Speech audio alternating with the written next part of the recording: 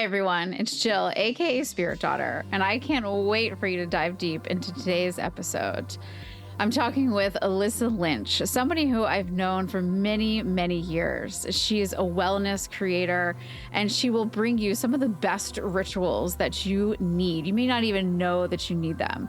Today, we're going to talk about her Cancer sun, her Scorpio moon, and the fact that she's just completed her Saturn return. I can't wait for you to listen. Well, welcome to the podcast. Thanks. I can't wait to get into your charts. I know, me too. You have a lot of water.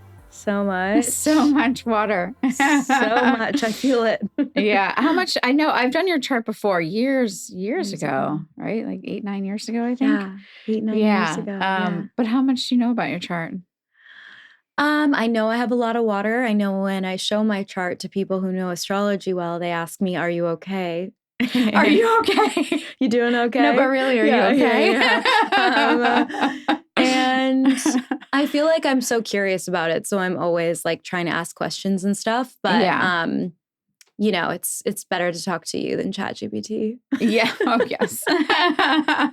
It's amazing how many people are using ChatGPT. ChatGPT is interesting. Yeah. Just to dovetail into that, it just doesn't know the year.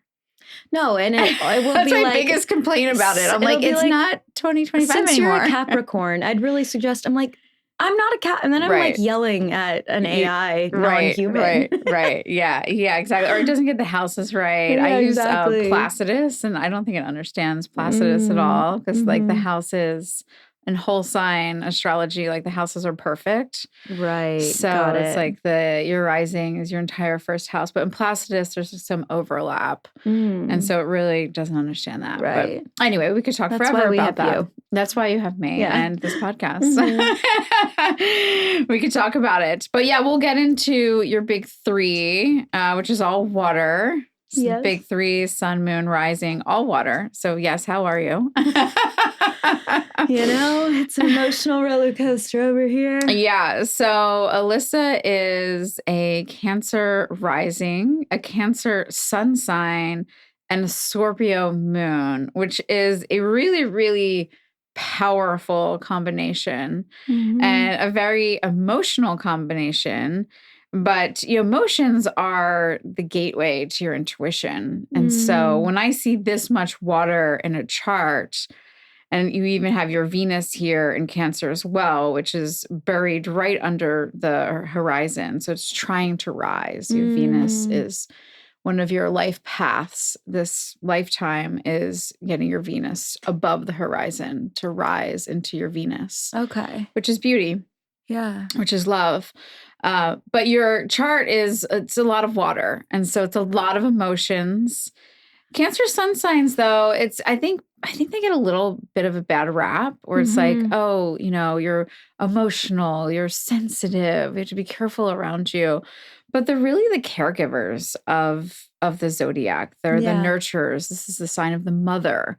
So this is all about caring for yourself first and then caring for others. Right. And there is a lot of power in all of this water. Water, especially Cancer, it's a cardinal sign. So this initiates water. And so you're a starter. When we have this much power within a cardinal sign, it's like you're initiating the emotion. You're initiating the water movement. And then you have this moon in Scorpio in your 5th house, which is very deep and can be very complex. My moon's in Scorpio, so I understand that one really, really well. Oh, you are? Okay. Yeah. I have a moon in Scorpio. Very emotional. And I think a lot of people think Scorpio is a fire sign. Really? Just because, I've heard this. Because it's feisty. Because they're known spicy. To be dark and got it. Yeah, that makes sense. They're dark and moody and spicy. But it does give you a lot of emotions and complex ones. And with that comes intuition and the ability to understand emotions in others. Right. Would you describe yourself as an emotional person or an intuitive person? Yeah. Very much so. Very much. It's so funny you say that too, because I do feel like my boyfriend's a Cancer as well. Okay, that's good. And that's he's the most compatible person I've ever been with. However, our people think, oh, we're probably both sensitive. But that's not, I mean, he's sensitive in ways, but very different. And I think that's when the moon signs come in, because his moon is Sagittarius and mine's Scorpio. Yeah. So very different. I want to like talk about sad things and feel them and be like really deep. And he's kind of like, everything's great. Right. The day is great. Yes. And I'm like, no, it's not. Yeah. Let it out. Yeah. And when I look at compatibility, I'll look at sun sign, but I look at moon sign and Venus signs because they're really, really important. Do you know his Venus sign? I don't. Yeah, that would be interesting to look at. I have his chart actually on my phone. Okay. I can grab it. Do you want to look at his Venus sign? I do. Because your Venus is in Cancer. And Venus is how we love. So a lot of times it's our love language. Okay. It's what we find beautiful in the world. It's how we show love. It's how we receive love as well. Yeah. And the moon sign is what you need to feel fulfilled. So you need somebody who can hold your complexity and even contain it within healthy, supportive boundaries. But also, Moon and Scorpios are on a path of transformation. So you're trying to transform, you're trying to alchemize those emotions. And I think we've spoken about this before. One of the gifts of the Moon and Scorpio is they view emotions as energy. And so everything is energy, and you can transmute any emotion into something else. Right. So something like sadness, you can transmute oftentimes into motivation for something. Anxiety becomes, fuel for your creativity. And your moon is in your 5th house. And so the 5th house is the house of creativity.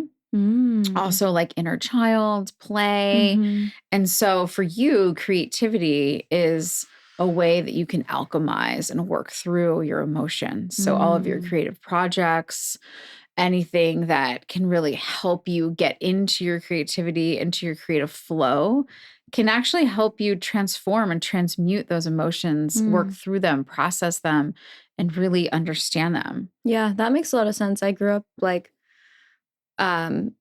writing music whenever I was sad, but could only do it when I was sad. So I sometimes would be like, am I making myself sad just to write music? And then that seemed a little too dramatic. But I definitely would try to use the emotion in creativity for sure. Yeah. And any kind of writing, poetry, writing music, like anything like that, even just creating content, creating videos, creating, whatever you deem creative. Like creativity comes through so many different forms. And so all of that creativity just helps you really process and work through the emotions. Right. Because Scorpio moons need to work through their emotions. Yeah. They can't just like sit and wait in them. They have to like understand them, understand their origin, process them, and ultimately see them as fuel for evolution, for growth. Right? Scorpio moons want to grow. They're on a path of growth. It's exhausting. It's exhausting. You're like, how many times do I have to burn it all down? I like feel the need to understand and be understood so deeply that sometimes I'm like looking at someone else. I'm like, you don't care. That looks so nice. I wish I didn't care so much. Yeah. No, you care deeply. You're not getting away from that. Not with all this water and Cancer rising and Moon and Scorpio, Venus and Cancer. So my Venus is in Cancer. His is in Leo. Okay. That's a great combination. And he has this fire that can really work with your water in a way that you have to balance that you don't dampen him, right, with the water, because water on fire. But if you can work with it, it can help, right? The fire can actually turn your water into steam so that it doesn't overwhelm you. And you can actually like simmer his fire a bit so that it doesn't get out of control. This probably like in past relationships, they must have also been like water signs in Venus, because I feel like that's like the huge difference is before it was almost like I was trying to be this positive, like everything's okay, even though I wanted to just like sit and maybe cry and have a bad day. Yeah. But they could not, like, you know, they didn't have that like fiery positivity, like adventurous, you know, and Dallin, my boyfriend, really does now. So I do feel like that's a nice balance. Yeah. And Venus in Leo I love Venus in Leo. It's all about, because Leo is the sign of the heart. It's the sign of loyalty. It's the sign of giving, right? So from the heart, right? Leo is the heart. Leo gets kind of a bad rap, you know, about the drama and the center of attention. Right. But the Venus in Leo, I often find they're the best gift givers. So that's always, but like giving you things that like actually you want, that aren't just like materialistic. Yeah. But they actually understand like what you really want, what you need, like these tokens of love itself. And so they speak in that language. And, you know, your Venus in Cancer just really needs to be understood. You need to have your emotions. You need somebody who sees your emotions and your intuition and is like, oh, wow, that's beautiful. Yeah. Like your emotions are not like a liability or baggage or something to carry around. They're actually this beautiful doorway to your soul. Yeah. And so you need somebody who understands that. And a Venus in Leo can hold that. Venus in Leo can hold a lot of love, and they can see the higher side of everything and the beauty in the emotional depths. That's really nice. Yeah. I'm really happy about that. Really happy about that. I don't know if anyone in my family was that. It was always a little bit misunderstanding of the deep emotions, but we made it. You have some misunderstanding in your family house. Your fourth house is the house of the family. You have Mars conjunct Chiron, which is the wound. Chiron is the wound we come into this world with. Okay. And you have that in Virgo in your fourth house. And so what that tells me is that there's a lot of misunderstanding of you and maybe even your emotions. When we think of Mars, we think of like anger, but really it's just like your passions, your emotions. And they're right next to Chiron, which is the wound. So you most likely had wounds from a previous life around being understood, around your emotions being understood, particularly your anger, your passions, your restlessness, what got you up in the morning. And that's showing up in your fourth house, which is the house of the home, which is the house of the family. And so when I see Chiron, especially right next to Mars, it's like, there was some misunderstanding, maybe some miscommunication, maybe not enough support to really hold your fire, your emotions, the part of you that isn't that watery emotions, but the part that's that drive, that ambition, that desire, right? That's what that Mars is. It's a different way of looking at emotions versus looking at all the watery signs. Interesting. Yeah, I mean, my mom had me in high school, so if it wasn't a past life, if it was maybe like, or maybe it was, but if it was even when I'm in the womb or whatever. Yeah, I mean, I definitely wasn't planned, you know, 11th grade wasn't necessarily planned. So there was probably, some of that energy there. Yeah. And it's in Virgo, which means it sort of left you wondering if you were good enough, if you were worthy, if you were perfect enough, and wanting to reach some perfection to heal the wound. And then that becomes a lifetime journey of accepting your imperfections. Right. And so that's one of the journeys you're on with Chiron in Virgo, especially in the fourth house, is giving yourself that family structure within your soul family, your family that you build from friends, from partners that can accept you in all of your imperfections. And so that you can also accept yourself in your imperfections and really feel good enough to claim what you want, to claim your desires, to speak your desires, to say, I want that, to step out of all the water and all the flow and all the emotions and instead get into that Mars energy and go, you know what? I want this. Like, this is what I want. This is what I'm taking action towards. I'm good enough. Like, this is where I'm headed in life. Yeah, that definitely clocks. My best friend, as I'm sure you know Sammy Clark. She has the same birthday as me. Oh, she does. Oh, that'd be interesting. Our charts are very similar. Is she the same year and everything? No, she's a year older, but she's a Cancer moon, Scorpio rising. Okay. So there's the difference there. So there's some differences, but every time we even pulled these cards during New Year's Day. We were like, let's pull a card for the year. And out of the whole deck, we pull the same card, but mine's reversed and hers is up front. Oh, wow. What card was it? Dying to know. It was it was a goddess deck. Okay. And I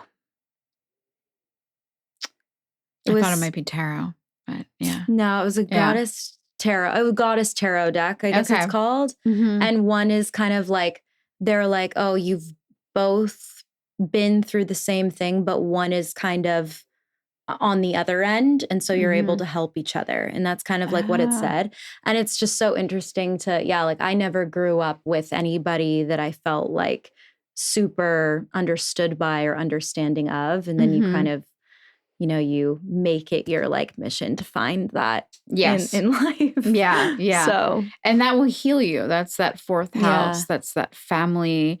And it, we think of it in childhood as our family that we grow up with. And then later in life, it becomes our soul family, our friends that I was explaining this concept to one of my son is 6 and he has a best friend who they've known each other since he was born. And, the one kid doesn't have any siblings. And he was like, I don't have any brothers. And I was like, well, you have Bodhi. Like Bodhi's like a brother. And he's like, Bodhi's not a brother. I'm like, Bodhi's like your brother. You've known each other since you were born. Like, they had a fight. They fight like brothers. They love each other like brothers. They repair. That's exactly what it is. The energy of being a brother is definitely there. Yeah, exactly. And so we find, as we grow up, we find our soul family. And so we can see that in the 4th house. I mean, we see it a bit in the 7th, which is, our partnerships, but really the 4th house. And then that's how you also become you have that family inside too, that internal family system, which is a whole psychotherapy. Yes. But yes, it is. That we could go into. But you take that within. And for you, it's just interesting because we're dealing with Earth here, we're dealing with Virgo, and we're dealing with Mars, which is fire. So this is very different than your water. Yeah. And so this family structure for you that you were probably very misunderstood as a child because of this wound, because of Mars, you attract a soul family that's actually going to help you really rise out of all this water that can feel overwhelming and find your direction and find your purpose, which is Mars, and feel good enough to pursue it. And your family, your soul family is going to really support you in doing that. Yeah. And so it is important to have like really close friends who can sit with you and can sit with you in the trenches of all that water and all those emotions and also help you kind of burn it off. Right. And find that Mars, that purpose, that direction. Oh, they've done that. They've been through it all with me. Thank goodness for them. I'm like, I don't know what I'd do without them. Yeah. Yeah. And I mean, that purpose is important to you. I'm looking at your 10th house now, which 10th house is the career. And that's where your Saturn is. And so your Saturn is your commitment, your direction in life, your life's work we're seeing here in the 10th house. So Saturn in the 10th house means that your life's work, your career, your reputation, your public image is really, really, really important to you. Like you're committed. You have a soul contract with finding your purpose, with finding your life's work and pursuing it. Yeah.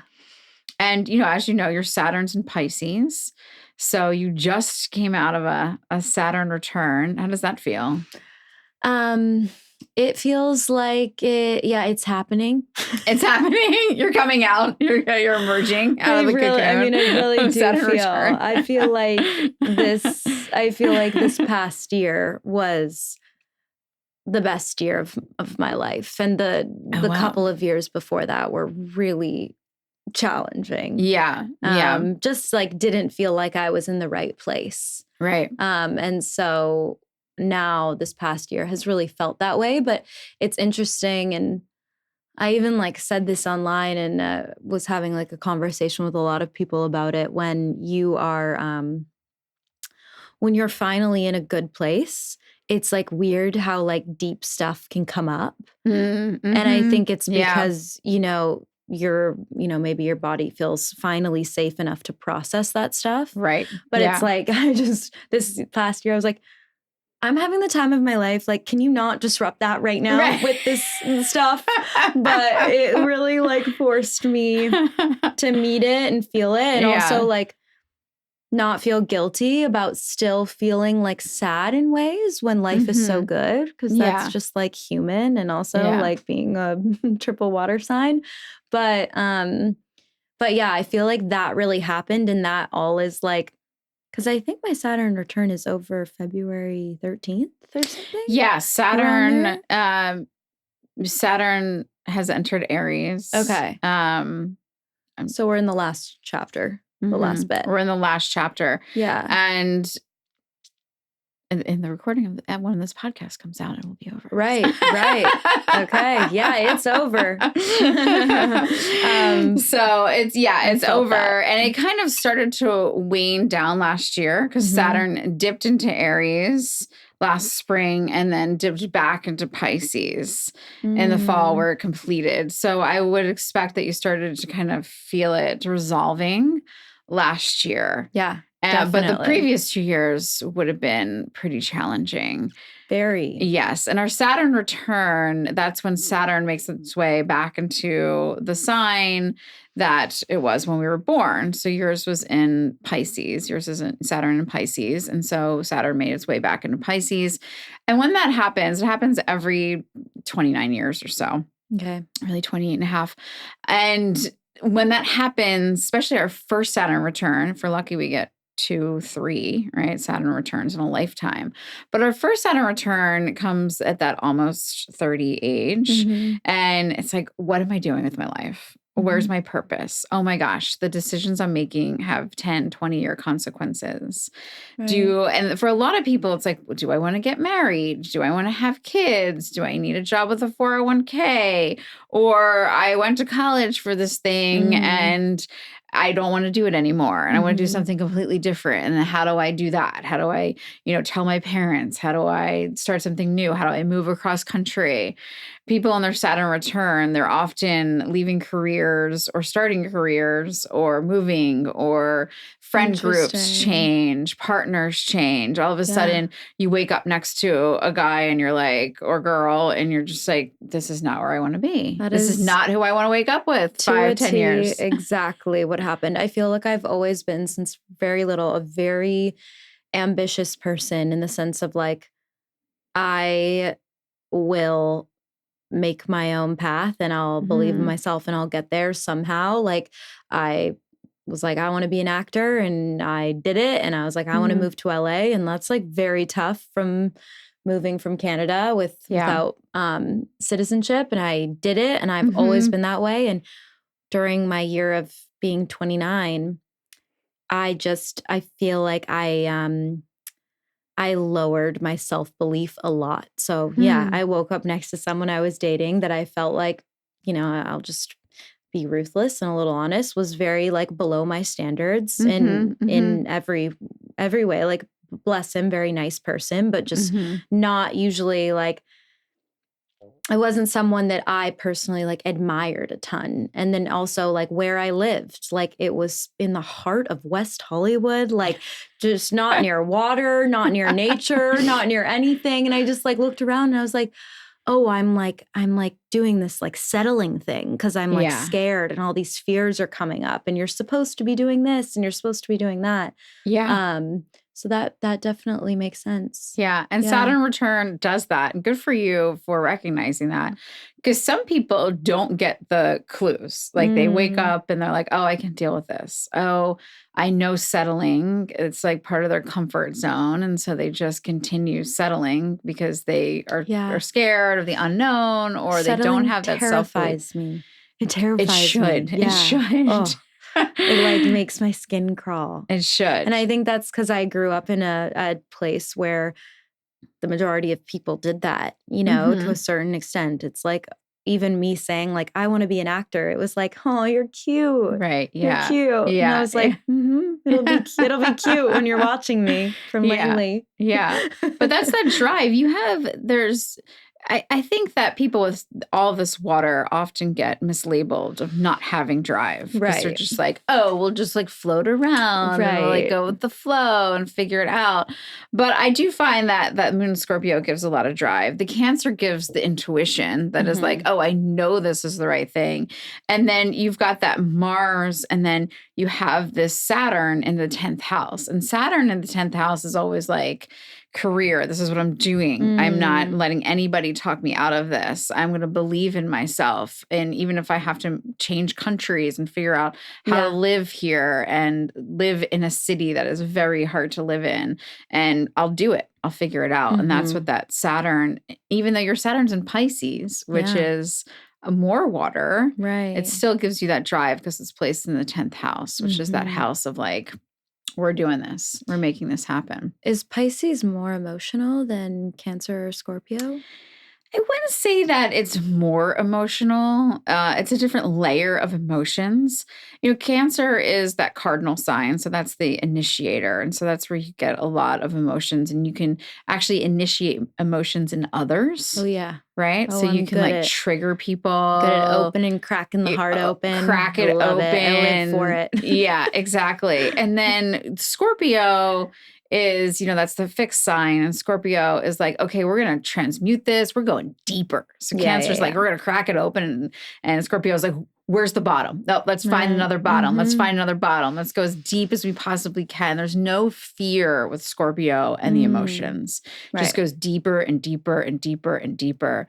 And that is one of the things, like you were saying earlier, that when life is good, that Scorpio moon will go, well, like, what can we analyze here? Totally. Like, what can we find in the emotional depths? That's probably why, as a very like self-analytical person, sometimes I'm like, I have, you know, I think being called dramatic as a child is like a little bit, it probably like left a bit of a mark. So I'm pretty sensitive to when someone says I'm dramatic. But I've also told myself, like I've questioned all the time. I'm like, why am I such a dramatic person in the sense of like life is so good right now? Why do I need to like search for more things to think about and unpack and, you know, but I guess it's just it's the Scorpio moon, Cancer rising, Cancer sun. That's it. But yeah, that Scorpio moon, it's almost like even when life is good, Scorpio moon is like, well, let's make sure it's really good. Yeah. Let's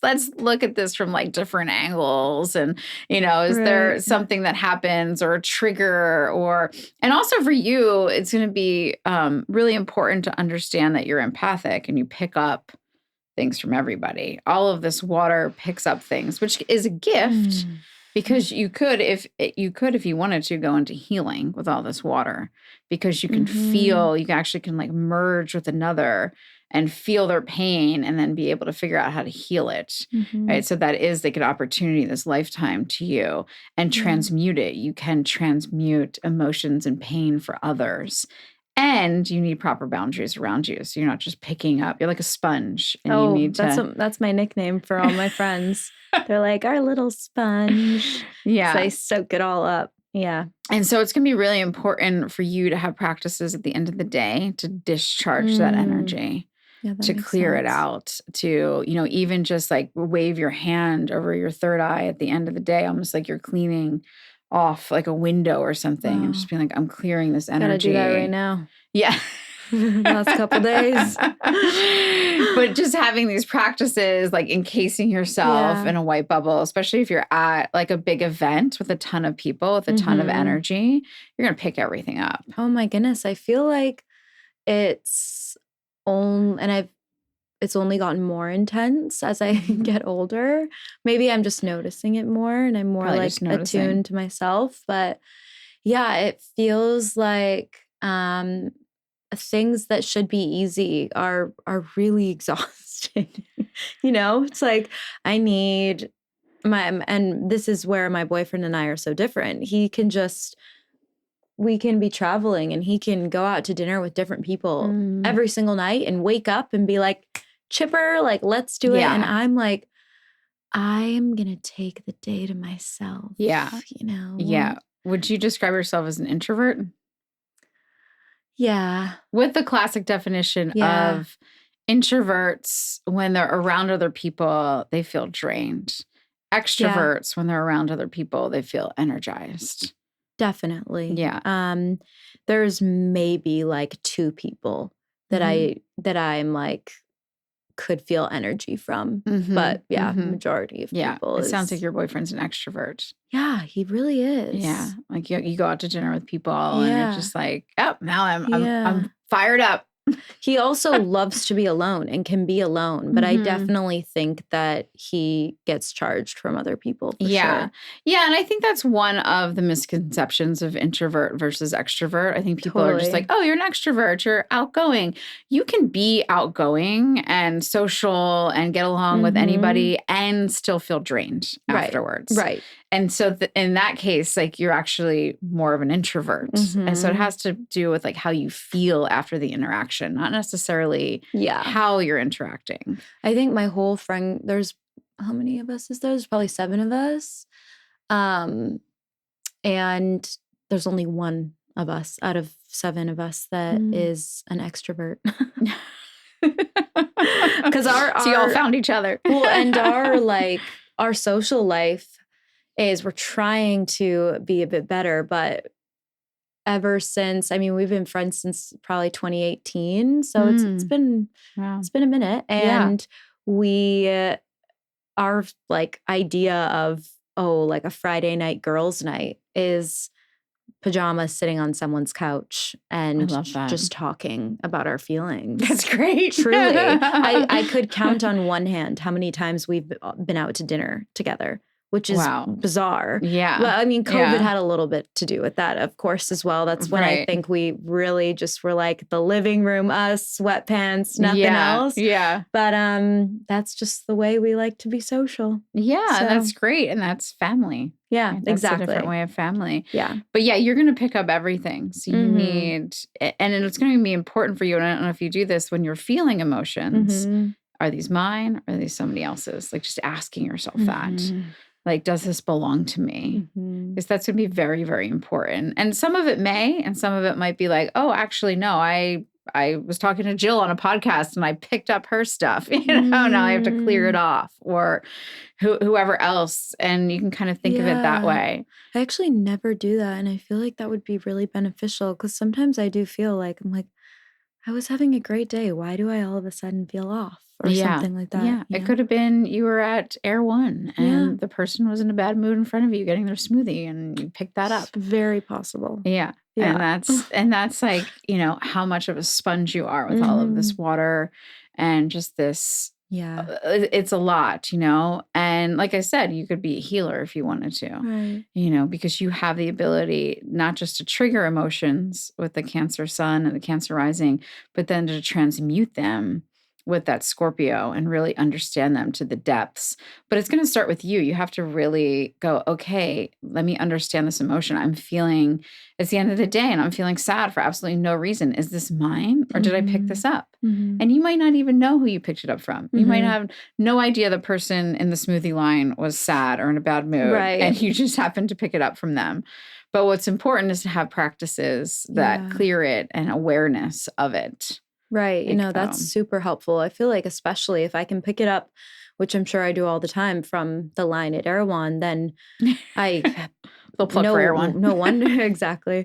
No wonder I was going through some things when I was in the wrong relationships, You're around that all the time. Yeah. And I think the Cancer and nurturer in me had a little bit of maybe sense of belonging with being with people who maybe needed, or I felt like needed my help or like, the fixer type of thing. which is really, really draining on It's really the energy draining. levels. It's really draining. And you do have to be very careful of like codependent relationships with all this water, where it's like, okay, wait, am I attracting these people in because they need me and I need to be needed? Totally. Like that kind of vibe. And where do you think it comes up in my chart where, because every time that's happened, I am the most, like I've even said, I am in past relationships, say finding out you've been cheated on for years and it's just like a little bit traumatizing in that sense, and still being extremely composed and compassionate and empathetic and worried about the other person when they've done that to you, until a moment, and this has happened multiple times now in my life, where it is just like I wake up and I am like, I go from 0 to 100, where I am the most worried, still codependent kind of person, and then switch like off. I'm doing my own thing.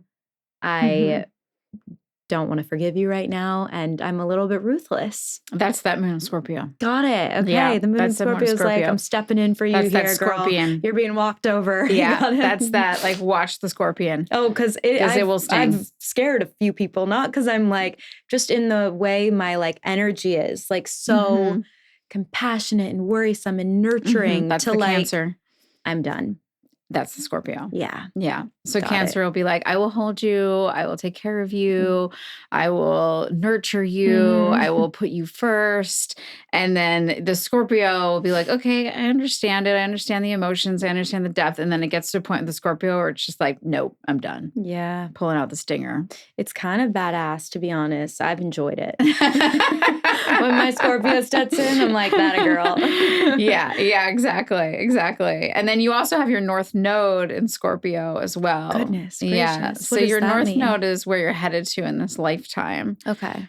Your South Node is what you came into this world already knowing. And so you came into this world knowing Taurus, which is all about like peace and stillness and comfort zones. So when we look at the South Node, we're always looking at what's the lower energy here that you're attached to. And so you came into this world being like, okay, I'm attached to the known. So your lifetime is about leaving the comfort zone, leaving the known, leaving the familiar, and stepping into Scorpio, uncharted territory, uncharted waters, right? Swimming deeply, knowing you can transform anything, knowing you can rely on yourself in the unfamiliar, understanding that the unknown has limitless potential for you. And so that's a life journey for you. That feels very right. I feel like when I'm like in alignment, I'm striving to challenge myself and excite myself in that like ambition. And when I'm not in alignment, I am like finding myself getting into that too comfortable, you know? Yeah. You're on a path to like leave comfort zones. Yeah. And even leave comfort zones in community, which may be why you got up and moved, across into a different country. Even you left your entire community. That was your comfort zone as a child. And, came here and to find some uncharted waters to dive deep into. And the so only you're thing on that is pathway. I'm searching for the next thing. I'm like, where in the world do I go next? Well, and that's the challenge with Scorpio, North Node and Moon. So they're right together in Scorpio. And so at some point you have to say, okay, enough is enough. Yeah. I've burned it all down and risen time and time and time again. I'd say you probably have a couple more cycles in you, though, of reinvention. All right, let's do it. And you're actually currently in a time of reinvention. So with Cancer rising, you have Jupiter right now transiting your first house. So it's Jupiter's currently in Cancer. And so it's moving through your first house. It's actually right next to your sun right now. And it's saying, okay, now is the time to expand your identity, right? Jupiter's the great expander. So whatever house it's transiting, it's going to expand. Okay. First house is identity. It's how you present yourself to the world. It's who you are becoming in a lot of ways this lifetime. It's what you allow people to see about you. And so when Jupiter transits the first house, this is the time of reinvention for you. And so this began last summer and it will end in July when Jupiter then moves into Leo. But you're going to really feel this like reinvention of yourself over the remainder of its time in Cancer. So interesting. So it started this past summer. This past summer. Wild. Yeah, this past summer. It's so interesting to think about that because this past summer was so interesting. It was like the best summer of my life, but also so weird. I like tore my ACL and MCL and like was not able to. I'm a very go busy person. I like to work out every day. I like to walk everywhere. I like to like be doing all the things that made me like really like have to sit still, which was so uncomfortable, but it also allowed for like so much self-reflection and like not needing to tie my identity to being a busy hustle movement person, which was really interesting. And I feel like I've kind of like carried that along. And this year, you know, because everyone gets really into like New Year's resolutions and goals. And I'm a sucker for all of it. Like I'll play into it whenever. Yeah. And I do feel like this was like, okay, I'm really gonna like, I'm gonna start something now. I'm gonna start something new. I feel like this is like a new chapter of like my word for this year is ownership. I like that. Yeah. And I've always kind of just had like, I think last year was peace. And the year before that was belief. And the year, like it's always been a little bit more, maybe, I don't know, feminine. And this year I was like ownership in the sense of like not owning who I am and just like being unapologetic about being a really sensitive person that like can't go to a 3-hour event without soaking up everyone's energy and just kind of like not being like ashamed of that anymore and owning it. And then also like, taking ownership of my career and being like, no, like we're going to do everything that I want to do and just like see how it goes. So I love that. Makes sense. I love that. And I think that's perfect that Jupiter's transiting this first house of identity, and then you're coming right out of a Saturn return. Yeah. Which Saturn return like shuffles everything. And so we often reinvent ourselves right out of a Saturn return. And so this year really is about reinvention for you and reinventing who you are, how you present yourself, really owning who you are. Yeah. Like, you know, talking about that. I think Saturn return helps us do that as well.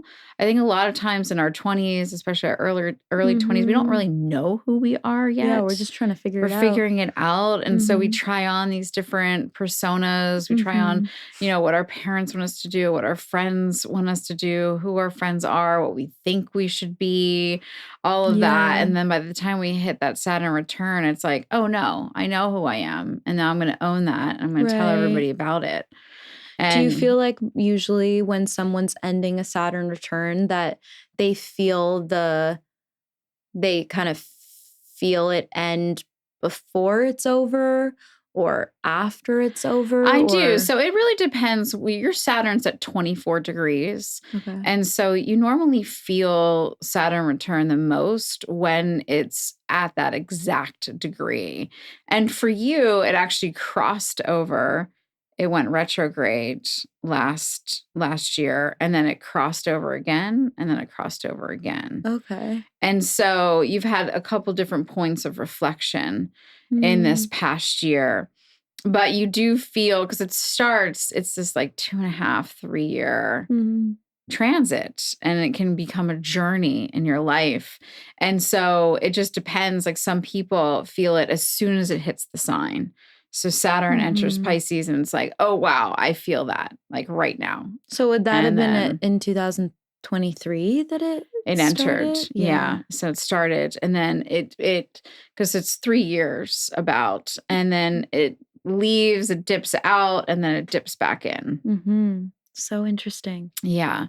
Yeah. So, and now, you know, Saturn is in Aries. And so anybody with Saturn and Aries in their chart is just entered their Saturn return. But because Saturn kind of like dipped in last year, they would have started to feel it already. Got it. Depending. And if they're at, you know, low degrees, varies like 1, 2, 3, 4, 5, they're going to feel it right now. Interesting. And so the closer it gets to the exact degree, the more you feel it. Right. But it's going to create waves, and especially in your career. Like I would imagine a lot has changed in your career over the last 3 years. Yeah. Your life's work, your purpose, because your Saturn return hit your 10th house, because that's where your Saturn is. 10th house is career. Right. And then in Pisces, you know, Saturn and Pisces, because Saturn is like, okay, let's commit. And Pisces is like, let's just surrender to the flow. And so there's a little bit of a push-pull there, where Saturn wants structure and Pisces wants to dissolve it all. And, you know, Saturn is like, no, we need a 5-year plan. And Pisces is like, let's just like go with the flow and see what happens. Interesting. And so you may have felt over the last, you know, 3 years, like that kind of push pull, like I need a plan. I don't need a plan. I need a plan. I don't need a plan. I'm just going to see what happens. Maybe that's why I don't have a lot of Pisces in my life. If they're like that, because I love a plan. Yeah, I know. I know somebody. Maybe she should come on the podcast soon. She has like 5 placements in Pisces. Wow! And she's just like, she's a floater. She's a floater. She's a poet. She's a wonderful poet. There you go. So beautiful, because Pisces does bring that poetry. But she's just like on another plane of existence. Right. Which that's where you're asking, is Pisces more emotional? Not necessarily. Pisces is that like everything's connected and we're all just part of this matrix of energy, and they can pull the most like creative expressions from that matrix of energy. They kind of just like float around. That makes so much sense. I wonder if my boyfriend has any Pisces in him, because he is the least planner I've ever met and just wants to wake up and see how he feels and go. And well, that could also be the moon in Sagittarius. Yeah, maybe. I'm like, I would love a plan. I would love it. Yeah. And I think for all of this water for you, and with that Saturn and Pisces in the 10th house, like a plan just is a container. Totally. It brings, I always say, I love to have a plan and know, like, get excited about something and know what's happening. But I'm also the most calm person if the plan changes. It doesn't people canceling on me does not bother me at all. Because I would love to be able to cancel on somebody if I needed to. Do you know what I mean?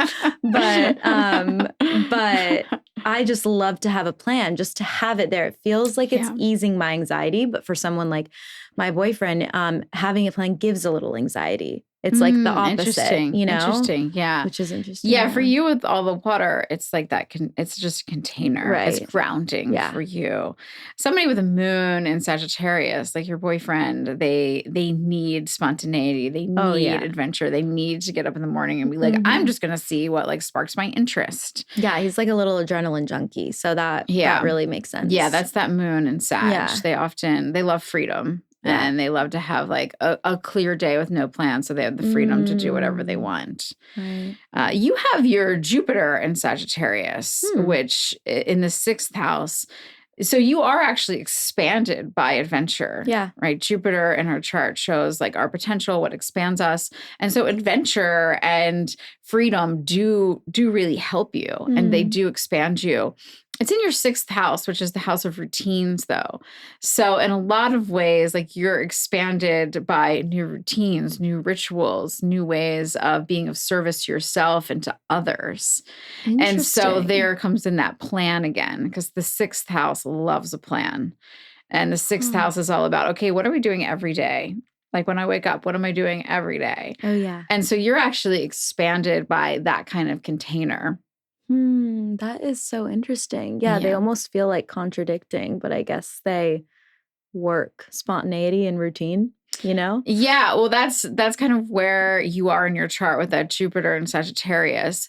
We can think of Sagittarius too as the student of the zodiac. So it's the philosopher. We think of Sagittarius as like the wanderlust and the traveler and the adventurer, but they travel, and adventure to learn things. And so it's not really about like vacationing at a 5-star resort and soaking it up. It's about actually like exploring different lands, different cultures, learning different perspectives, finding the higher meaning in every journey. And so there's a lot of teaching in Sagittarius. And so for you, it's like that expands you. So learning expands you. So taking a course on something is going to expand you. And then there comes that routine again. And so, or learning like a meditation modality or something of that type of self-care is going to really expand you, and exploring different types of routines and rituals and what that can even mean, redefining that, but really staying within that kind of that teaching, learning, and adventuring that way through learning different modalities, especially around self-care and service to yourself. I mean, yeah, that's spot on. That's kind of like what I do for a living too, is share my routines. So, and it just keeps getting longer and longer. My boyfriend's like, another thing? Yeah. Now I'm like doing my legs up the wall with the LED mask on while I'm doing breath work. And he's just like, you're so interesting. Yeah. And well, that's going to expand you. That's going to expand you. And that's also your gift and service to others.